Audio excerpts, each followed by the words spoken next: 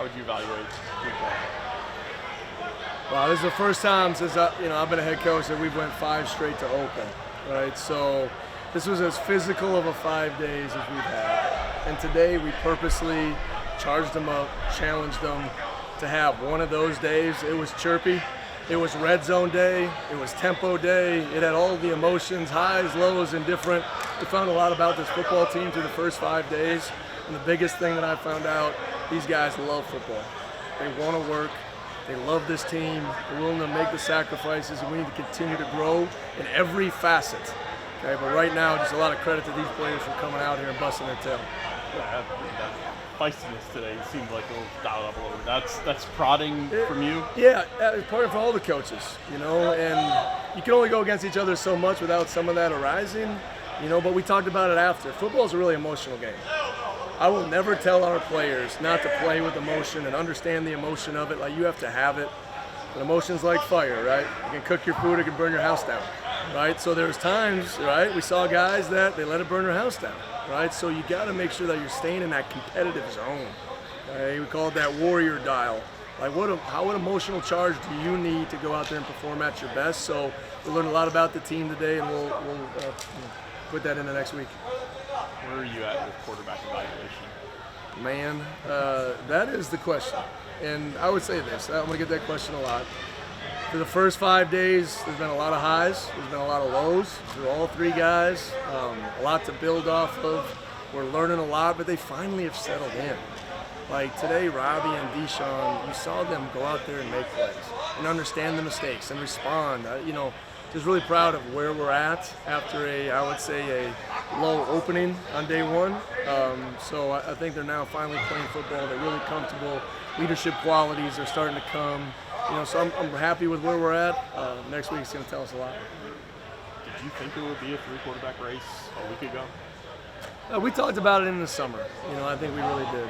We know Steele's, he's smart. He's picked it up, better than most freshmen that I've been around. This is a complicated offense. He's super smart. He's athletic.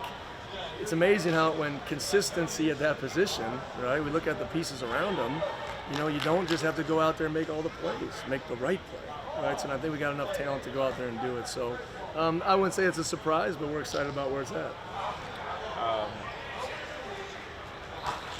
I thought I had it pegged for the last 2 days, and then today it kind of shifted up. You know who the starting quarterback is? No. Oh. The rotation that you were working. Wow, for the first couple of days, we were just like one with the 1s, one with the 2s, one with the 3s. Now we're going to start kind of blending it and mixing it, and that's at every position. Finding the best 5-0 linemen, you're going to see a bunch of different combinations, right? Who's going to be the starting defensive ends? We got an ultra-competitive group there. You're going to see a bunch of different combinations, receivers, tight ends, so that's part of been the challenge of the consistency piece. But you'll see a bunch of different combinations out there. What have you thought of the defense so far? Well, I'll tell you what, Coach Hayes has been the best in the country at developing culture and mentality and attacking and energy, and you can feel the defense, right? That is part of how I was taught. I wouldn't be here without Coach Hazelton, right? And we try to do a lot of those same things with the team. Those guys are playing fast, right? We talk a lot about hesitation and how it kills performance. These guys are not playing with hesitation. That doesn't mean it's perfect. That doesn't mean we don't give up explosive plays, because that's going to happen. But these guys are continuing, that's the style of football that we want to play. And I think that's going to be played out, but really happy with where those guys are at right now, mentality-wise, and how they're playing together. I talked to Coach Hazelton yesterday about, obviously, corner was an issue for this program. You guys brought in, I think, 3 in the spring. Yeah. Are you happy with where that position in particular is with the depth? Yeah, I've said this before. I think I had 4 questions after my first press conference about that one position. Spring was unfortunate. Sasha Garcia is going to be a superstar. Expect him hopefully mid-season. He's on that return after the broken leg. Karan Prunty then got hurt in the spring game, so it was a little bit dicey. But Braylon and Webb and Ashad have brought a whole different set of length. You see these guys out here? They are long. So they're all different and unique. Webb is also playing inside at star. Braylon's also doing some free safety. So they've given us tons of versatility. It is not a weakness and will not be a weakness.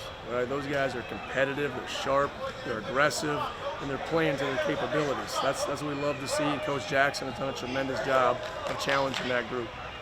Kind of big picture wise, how do you feel about injury reports being a weekly occurrence? Well, I've been a fan of it. You know, I really have. I've actually been more open than most people.